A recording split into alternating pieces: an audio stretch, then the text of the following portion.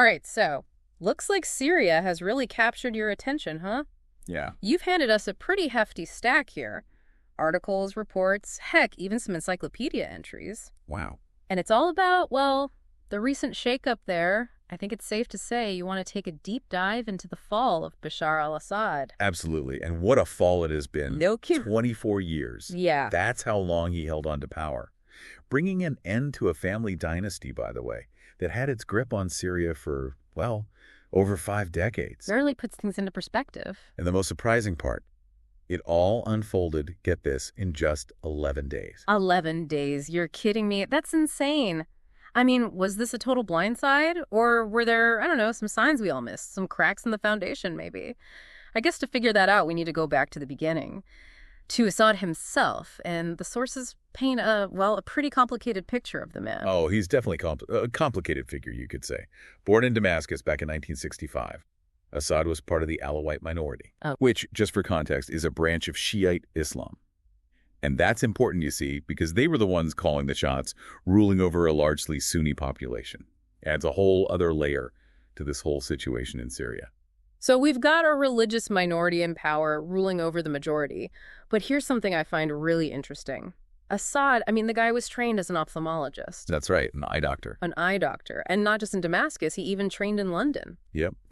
And there's actually this anecdote about his mentor in London. The mentor described him as, wait for it, kind. Kind. Really? We're talking about the same guy, right? The one who became notorious for, crushing any kind of dissent. It's hard to wrap my head around those two images. Do you think maybe that description tells us something about Assad? Or maybe how power can just, change a person? That's a really good question. It really makes you think. It gets even more interesting when you consider Assad wasn't even supposed to be the one in charge. Oh, is that right? His older brother, Basil. He was the one being prepped for leadership. But then, Basil died. Car crash. Changed everything. For Bashar, definitely. And for Syria, too. Wow. Talk about a twist of fate. From eye doctor to, dictator. That's one heck of a turn of events. But, when he took over back in 2000 after his father died, there was actually some hope for reform in the air. He was young, Western educated, even talked about, modernizing Syria. Yeah, there were definitely those initial glimmers, signs of potential change. Remember that whole Damascus Spring thing? Vaguely, refresh my memory. Brief period, things felt a bit more open politically in Syria. But, Assad quickly shut it all down. That was probably, looking back, one of the first real red flags. Maybe he wasn't as gung-ho about reform as people initially thought. Feels like a missed opportunity. A chance for things to, go a different way for Syria. Perhaps. And then, bam, 2011. Arab Spring uprisings, they hit Syria. And Assad's response. Oh, I think we all remember. Brutality. Full-on crackdown. And that, my friend, is what lit the fuse on the civil war. A war that would go on to just devastate Syria for over a decade. The sources, they really drive home the human cost. Hundreds of thousands dead, millions displaced, and then you've got the atrocities. Chemical weapons attacks, prisons, like that notorious Sednaya. Torture, just commonplace. It's grim, really grim. It is. And you also can't forget the role of, the international players. This is where things get really tangled. Oh, yeah. Russia, Iran, Hezbollah, they all had Assad's back. Meanwhile, you had Turkey, the U.S., and various rebel groups all lined up against him. The whole web of alliances and, let's face it, interests makes the whole thing even more, complicated. Yeah, definitely a reminder that these conflicts, they're never simple. There are always so many different, forces at play. But let's shift gears a bit. Even when Assad seemed to be, gaining the upper hand militarily in recent years, the sources, they hint that his hold on power maybe wasn't as ironclad as it seemed. What were we missing back then? There were a few, let's call them missteps, that really weakened his position. Alienated potential allies. Missed some opportunities for, some kind of reconciliation. But the big one, his handling of the economy.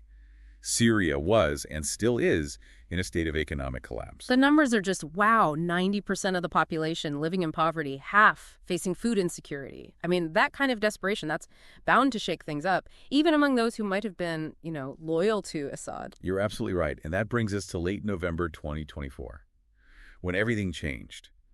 A rebel offensive, spearheaded by, get this, Hayat Tahrir al-Sham, HTS for short, caught everyone off guard. HTS, the group with ties to al-Qaeda, that's not exactly who I'd picture leading the charge against Assad. Yeah, it is a bit unexpected, but here's the thing.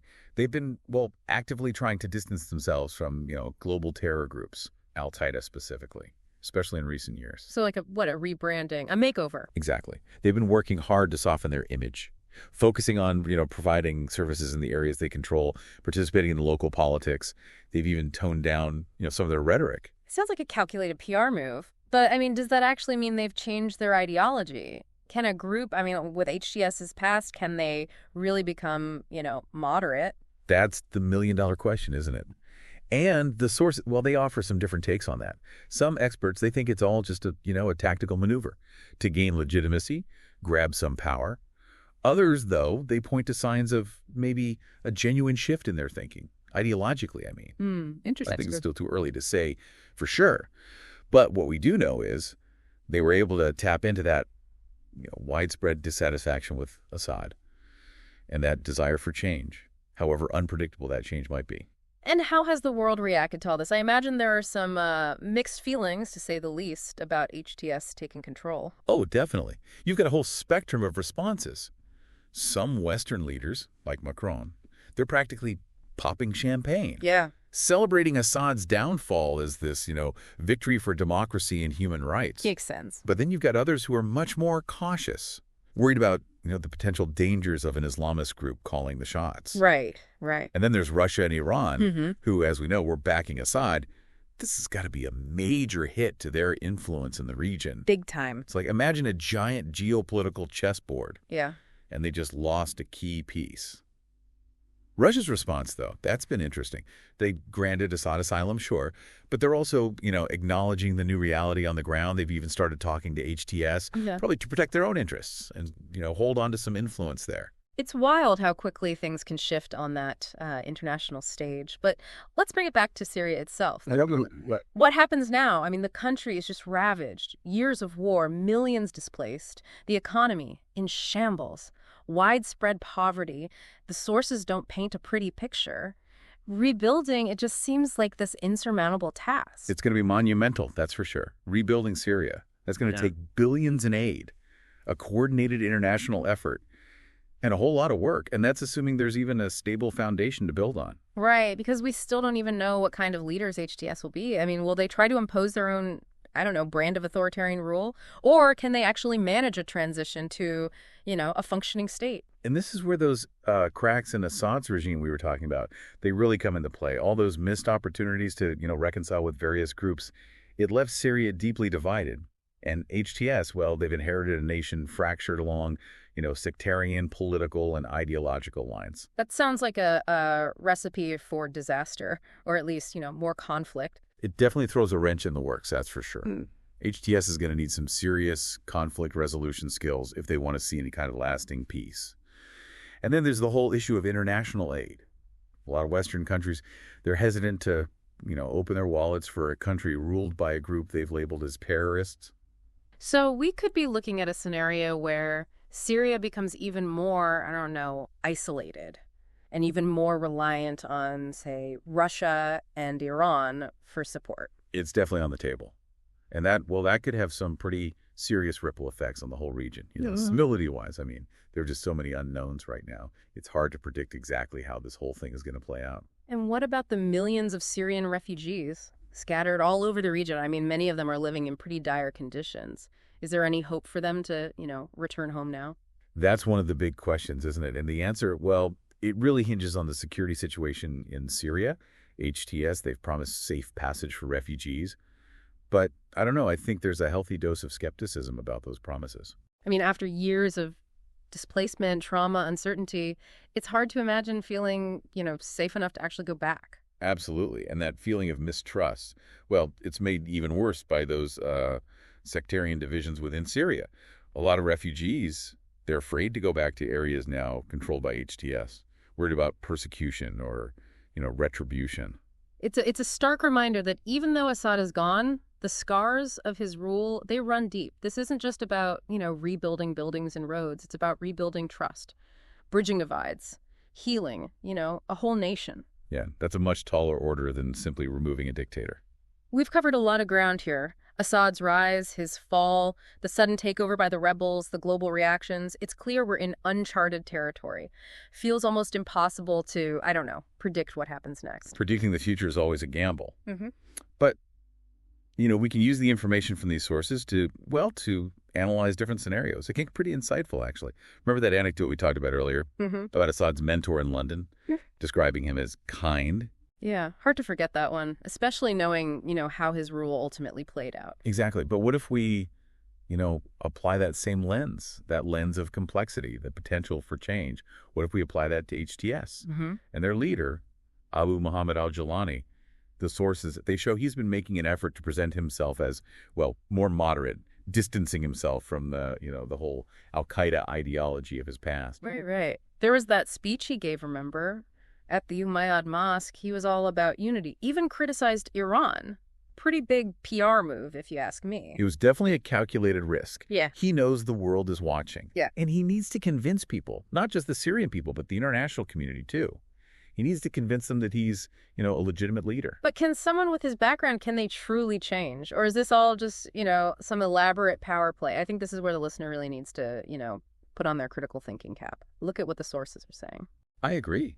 The sources, they give us some clues, sure, but they don't hand us a definitive answer. On one hand, you've got reports of HTS cracking down on dissent, which, raises some eyebrows about their commitment to human rights. Right. But then on the other hand, you've got them working to restore essential services, engaging with local communities, even reaching out to former regime officials. It's almost like, it's almost like it's being presented this way deliberately. Yeah, that ambiguity, it's probably going to stick around for a while. Jilani, he's trying to, walk this tightrope, balance the expectations of his hardline supporters with an end to appear, pragmatic and moderate to the outside world. Sounds like he's walking a tightrope, all right. And one wrong step could send the whole thing toppling down. The stakes are high, no doubt about it. The future of Syria, the stability of the whole region, even the global fight against terrorism. It's all hanging in the balance. It really does feel like we're at this crossroads with so many different paths forward, and each one with its own set of, consequences. So where does that leave someone, trying to make sense of it all? What does this all mean for someone trying to understand what's happening in Syria right now? It's a situation that really demands, critical thinking. We can't just fall back on, those simple narratives, those easy answers. We've got to look at all the angles, all the sometimes conflicting information, and really grapple with the complexities. I hear you. So how do we even begin to make sense of this whole thing? I mean, we've got this group, HTS, a very, let's say, colorful past, trying to rebrand themselves as, these moderate leaders. But at the same time, they're stepping into, a country that's just been shattered by war, deeply divided, facing this, this humanitarian crisis of epic proportions. Both fascinating and incredibly challenging, wouldn't you say? Yeah. I think the key here is to resist those, those knee-jerk assumptions. Yeah. We can't just assume HTS is doomed to fail, but we can't assume they're going to magically succeed either. We have to watch closely, analyze what they do, and always consider that broader context. Yeah, I think that's a really important point, to base our understanding on what actually happens, not just on, our preconceived ideas about who these guys are or what they stand for. Right. And that leads us to, I think, a really crucial question, one for you to ponder. Okay, hit me with it. Can a group born out of, let's face it, radicalism, with a history like HTS's, can they truly embrace moderation? Can they really lead a nation towards, peace and stability? Can Jilani, the former jihadist, can he become the statesman Syria so desperately needs? Big questions. And the answer, it's not clear-cut, not yet. But the sources, they give us, enough information to start forming our own, informed opinions. Well, we've certainly come a long way. From the seemingly, untouchable Assad dynasty to its sudden collapse. And now the rise of, a new power. It's been quite a ride. Hasn't it? But this deep dive, I got to say, it's left me with more questions than answers. That's what happens when you really engage with, complex topics. It often leads to more questions than it resolves. Right. But those questions, they can be a starting point for further learning, deeper understanding. So where do we go from here? What should people, keep in mind as they follow what's happening in Syria? Stay informed, absolutely. Be critical of the information you're, taking in. And resist that urge to oversimplify things. Things are going to keep changing rapidly. And we need to be ready to adjust our understanding as new information comes to light. Yeah. It's like a reminder that history, it's always being written. Yeah. And we all have a role to play in, understanding and shaping those narratives that emerge. Got to stay curious, ask those tough questions, and be open to, changing our minds as we learn more. And that, my friend, is what the deep dive is all about. We encourage you, our listeners, to keep digging, explore those multiple perspectives, and come to your own conclusions. The fall of Assad? It's just one chapter in a much bigger story. Story that's still being written, by the way. So, to our listener out there, keep those critical thinking skills sharp. Keep asking those insightful questions. And we'll be right here with you every step of the way as we continue to explore these sometimes baffling complexities of our world. Thanks for joining us for another deep dive.